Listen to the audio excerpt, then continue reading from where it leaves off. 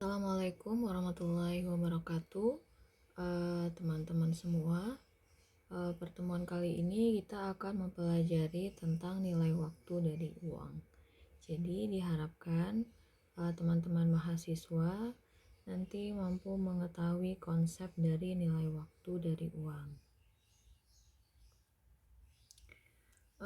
Seperti yang kita pelajari sebelum-sebelumnya, kita tahu bahwa tujuan perusahaan pasti ingin memaksimalkan laba, memaksimalkan nilai perusahaan. Nah, untuk mencapai tujuan tersebut, manajer keuangan nanti berhadapan dengan aliran kas masuk dan juga aliran kas keluar. Nah, ini aliran kas masuk dan keluar itu yang akan terpengaruh dengan adanya nilai waktu dari uang. Kenapa konsep nilai waktu dari uang ini penting bagi manajer? Karena manajer keuangan perlu mengambil keputusan ketika akan melakukan investasi pada suatu aktiva dan juga pengambilan keputusan ketika akan menentukan sumber dana pinjaman yang akan dipilih. Konsep nilai waktu dari uang berhubungan dengan tingkat bunga yang digunakan dalam perhitungan aliran kas. Jadi tentu misalnya nilai saat ini tentu berbeda dengan nilai yang akan datang.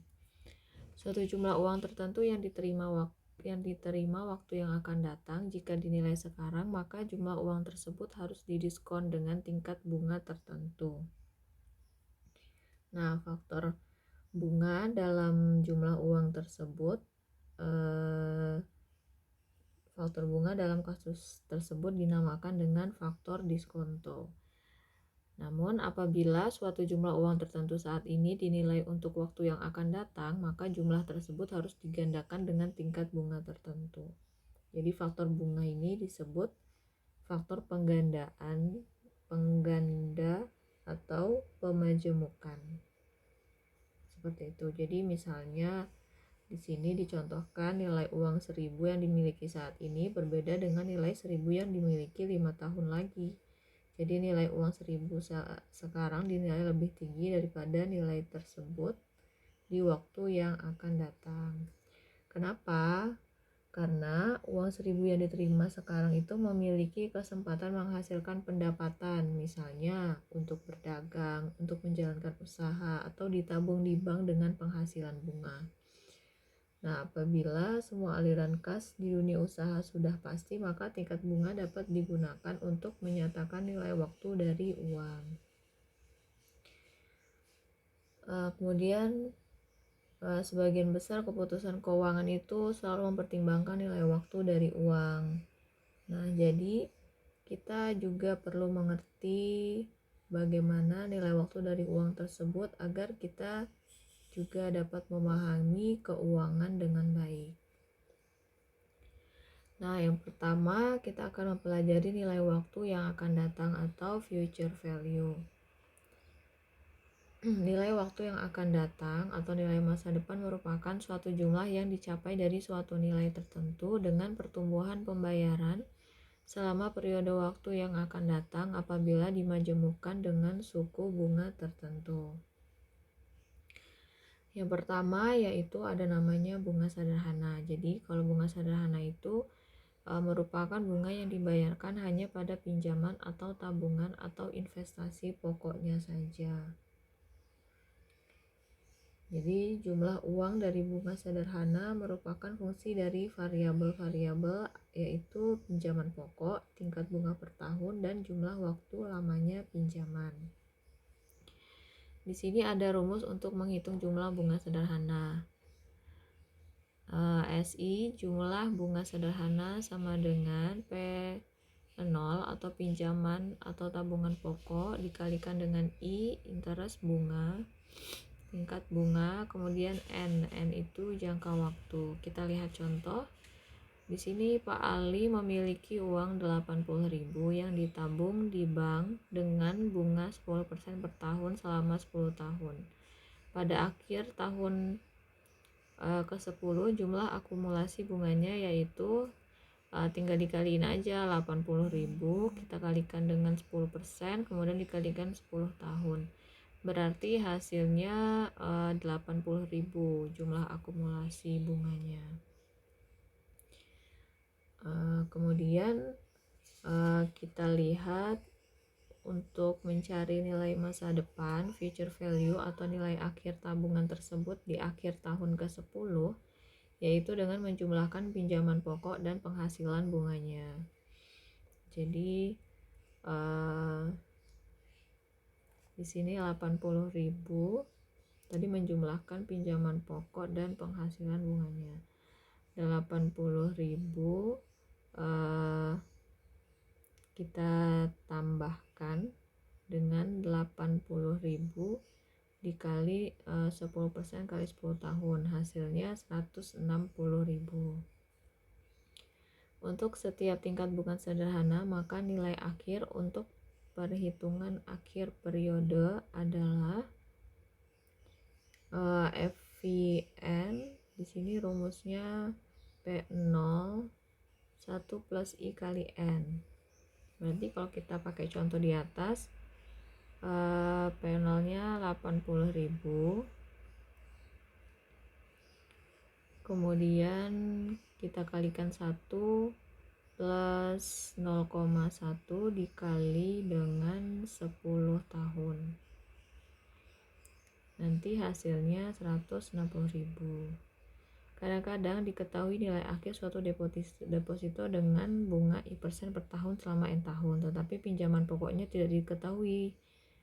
Nah, maka untuk mencari pinjaman pokok, kita bisa menggunakan rumus ini. Seperti itu teman-teman. Kita lihat contoh 2.2. Nilai akhir dari sejumlah uang yang didepositokan selama 10 tahun dengan bunga 10% per tahun adalah 160.000. Nah, berapa jumlah uang yang didepositokan atau berapa jumlah pokoknya? Berarti kita pakai rumus yang ini. 160.000 per 1 plus 0,1 dikali 10, ternyata hasilnya 80.000.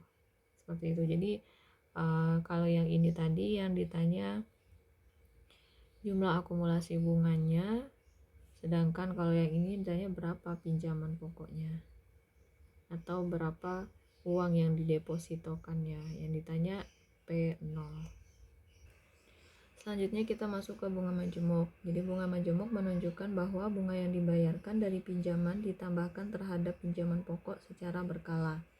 Hasilnya bunga yang dihasilkan dari pokok pinjaman dibungakan lagi bersama-sama dengan pokok pinjaman tersebut, demikian seterusnya. Nah, bunga atas penggandaan inilah yang merupakan efek yang menghasilkan perbedaan yang dramatis antara bunga sederhana dan bunga majemuk.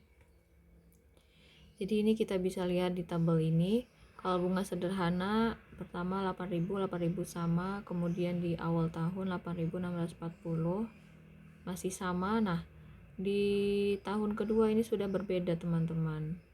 Jadi karena kalau bunga majemuk itu total dari bunga sebelumnya plus pokok itu dibungakan lagi seperti itu. Jadi di sini bunga majemuk ini hasilnya sangat berbeda sekali. Yang ini 40.000, yang ini 375.000. Nah, berdasarkan tabel ini, perhitungan nilai masa depan antara bunga sederhana dan bunga majemuk menghasilkan nilai yang berbeda. Semakin lama uang dibungakan, maka semakin besar perbedaan hasil antara bunga sederhana dan juga bunga majemuk. Kita lihat contoh, misalkan seorang ingin mendepositokan uangnya di Bank PT Mandiri Jaya sebesar 800.000.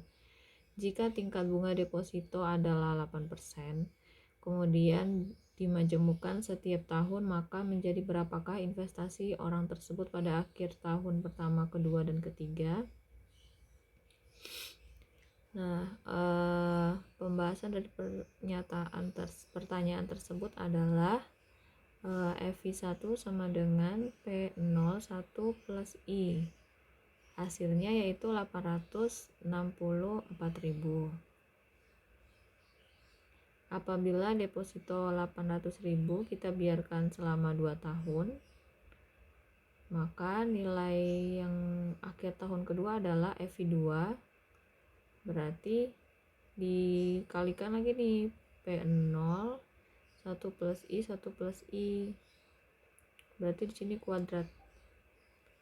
Ternyata hasilnya 933.120. Bagaimana untuk tahun ketiga? Di sini pangkat 3.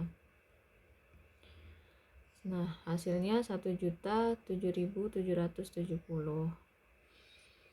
Nah, secara umum nilai masa depan dari deposito pada akhir periode N adalah, ini rumusnya.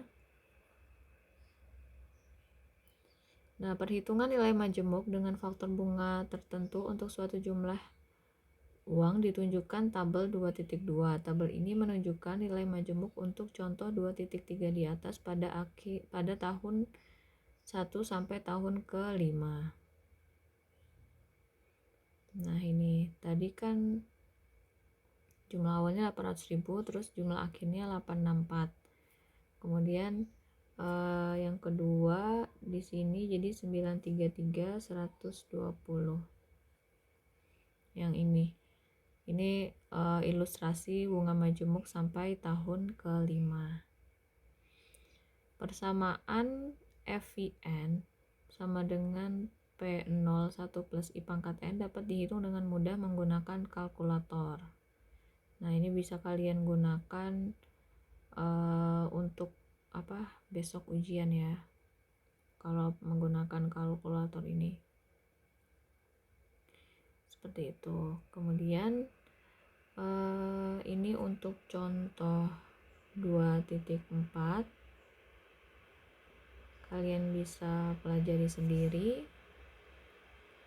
Kemudian nilai sekarang. Nah, nilai sekarang merupakan besarnya jumlah uang pada awal periode yang diperhitungkan atas dasar tingkat bunga tertentu dari suatu jumlah uang yang baru akan diterima atau dibayarkan beberapa periode kemudian. Misalkan berapakah jumlah sekarang yang dapat berkembang menjadi 16 juta pada akhir tahun kelima dengan bunga 11%. Berarti kita pengen tahu berapa sih nilai di sini, berapa yang harus kita investasikan supaya duit kita nanti 5 tahun kemudian 16 juta. Seperti itu. Kemudian di sini kita pakai rumus yang lihat ini, yang PV0 sama dengan PO sama dengan FIN dibagi 1 plus I pangkat N, atau PO sama dengan FIN 1 bagi 1 plus I pangkat N. Kemudian dari persamaan di atas dapat digunakan untuk memecahkan contoh di atas, yaitu nilai sekarang dari 16 juta yang akan diterima pada akhir kelima, tahun kelima, diskonto 11%. Berarti di sini 16 juta, kita pakai yang ini ya, 16 juta per 1 plus di situ kan 11%, 0,11 ya. Nah, 0,11 kita pangkat 5, nanti didapatkan PO 16 juta dikali 0,593, maka investasinya di awal itu sebesar 9.488.000.